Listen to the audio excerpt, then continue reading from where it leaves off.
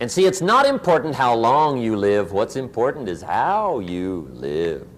Hello, everyone. Welcome to Good Money, your trusted source for personal finance advice. I'm Tanya Rivero in New York.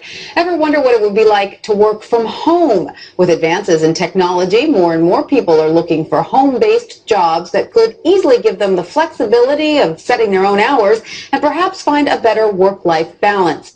It enables you to run your own business, be your own boss, but with the backing of another company that's there because you're selling their products or their services. Wouldn't it be nice if your commute consisted of stepping to the kitchen for a cup of coffee, then into your home office? Well, thanks to the internet, plenty of people do it daily. Best commute in town. Very short. Takes me about 30 seconds. We get to choose our own hours. It allows me to have the flexibility to do things with my wife and my daughter. So there are real work-at-home jobs out there. There is opportunities to work at home. You just need to find out what type of an opportunity you're best suited for and research it and pursue it. For Money Talks, I'm Stacy Johnson. Hey. Don't ever let somebody tell you you can't do something. Not even me. All right? You got a dream, you got to protect it. People can't do something themselves. They want to tell you you can't do it.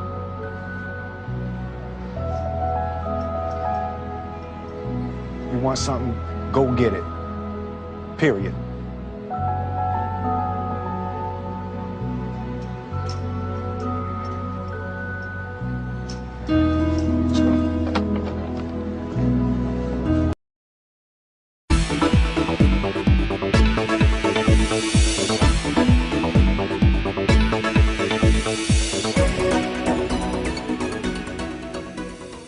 Hi, my name's PJ, and welcome to our short presentation. Have you ever wondered how the rich keep getting richer while broke people stay broke and the middle class seems to be shrinking? Well, this isn't nearly as mysterious as it may appear when you examine the specific differences in how broke people, the middle class, and the rich spend their money. Now, this is such a simple concept, yet so profound, it nearly knocked me out of my chair when I finally understood it. I'm going to show you exactly how the rich spend their money, and you can evaluate for yourself why they keep getting richer and the broke keep getting broker, and why the middle class remains so stressed out. Now, to get started, I'd like to review some financial terms we'll be using during this presentation. The terms that you need to be familiar with are cash flow, which means money you bring in, expenses, which means money you spend, assets. Now, this is the most confusing one. You're probably familiar with the traditional definition of an asset, which is something you own or have equity in. However, back in the 1990s, Robert Kiyosaki introduced us to a new definition of an asset in his groundbreaking Rich Dad, Poor Dad series of books. Robert taught us that an asset is something that pays you, and that's the definition we'll be using here. Liabilities is the last term, and it's defined as things that cost you money. As an example, a house is typically viewed as an asset, but can it actually be a liability? Yes, with our revised definition, anything that costs you money is a liability, not an asset. If you have a mortgage, your house is an asset to your banker because it pays him or her every month. But could a house also be considered an asset to you? Yes, in the right circumstances it could, when it pays you money. Let's say you buy a house and you rent it out, and it paid you a positive cash flow every month after all expenses. That would then be considered an asset. Now, one more time with the terms, just to be very clear before we continue. Cash flow is money you make. Expenses, that's money you spend. An asset pays you, and a liability costs you. Now let's take a look at how broke people spend their money. Now, when I say broke people, I'm not referring to the destitute. I'm speaking about that large portion of our society that lives from paycheck to paycheck and who never seem to have any money. In fact, most times there's more month left at the end of their money, and I'm sure many of you can relate to that group. On payday, broke people buy what I'm going to call stuff. Well, what's stuff? Well, that's inexpensive things that people buy that they don't really need to survive. You go into someone's house and you can't find any counter or tabletop space in the whole house because of all the stuff on it. Their house and their cars are full and cluttered with stuff. Well, where do they get all this stuff? They buy it at the flea market, at the garage sale, at the dollar store, at the craft show. So cash flow comes in and then it goes straight out the expense column to buy stuff. You see, broke people never really educate themselves on assets and liabilities. They justify buying all of this stuff by claiming that it costs so little. But over the years, it's all they ever have. The problem is their cash flow never produced or created more cash flow. Now, please understand, I'm not undermining or taking any shots at this or any group. I just see a lot of financial difficulty out there, and it really doesn't need to be that way. Creating wealth isn't a mystery, it's a formula. The only reason someone doesn't create wealth is because they either don't know the formula or they don't apply the formula. Now let's take a look at the middle class. The middle class is the group that society mistakenly thinks are rich. They're not. Yes, they typically earn a six-figure income, and many of them appear rich, but it's what they buy with their money that keeps them prisoners of the middle class. What they typically buy are liabilities. Remember the definition of a liability? Things that cost you. By buying liabilities, the money gets pushed up and out their expense column. Liabilities are items like cars, boats, houses, airplanes, credit card debt. Now let's see just how this happens. The middle class gets a nice paycheck, let's say $10,000 for the month. They then split that down the middle and they pay their monthly expenses with half, and with the other half, they make a down payment on a new car.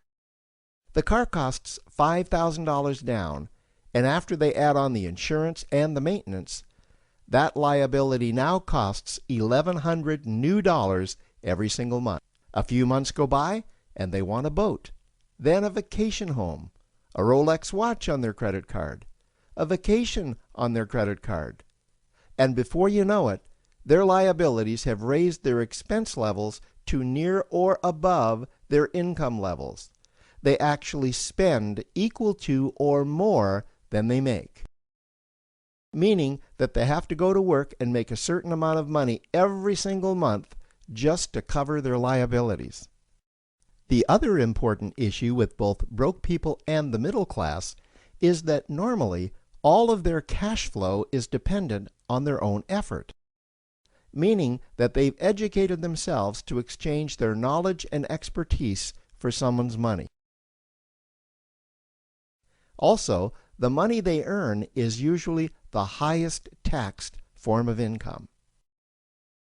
Here's an example. An attorney is knowledgeable about law, so people pay him or her in exchange for that knowledge on an hourly basis. The problem here is that if the attorney isn't sharing that knowledge with a client, then the attorney isn't making any money. This causes lots of stress and anxiety in their lives, and if you ever ask them to take an afternoon off to play golf with you, well, they very rarely can because of how much money it'll cost them to take that time off. On the surface, life's pretty good. The reality is that it's a roller coaster ride. That's the middle class. Now, I know this group very well because for a great deal of my adult life, that was me. Now let's take a look at how the rich people spend their money. Rich people acquire assets. Again, an asset is something that pays you. If you want to become rich, buy assets that earn you more money. The money cycle looks like this. Acquire assets that produce cash flow, invest the profits to acquire more assets that produce more cash flow, invest those profits to acquire more assets that produce more cash flow. The rich spend their money and acquire things that produce more money. Here are a few examples of assets that produce more money. Investments are the obvious ones: stocks, bonds, real estate. Education is another asset. If you learn how to do something that produces more money for you and you actually do it, that's buying an asset. There's a great quote that goes, "If you think education is expensive, you should see how expensive stupidity is."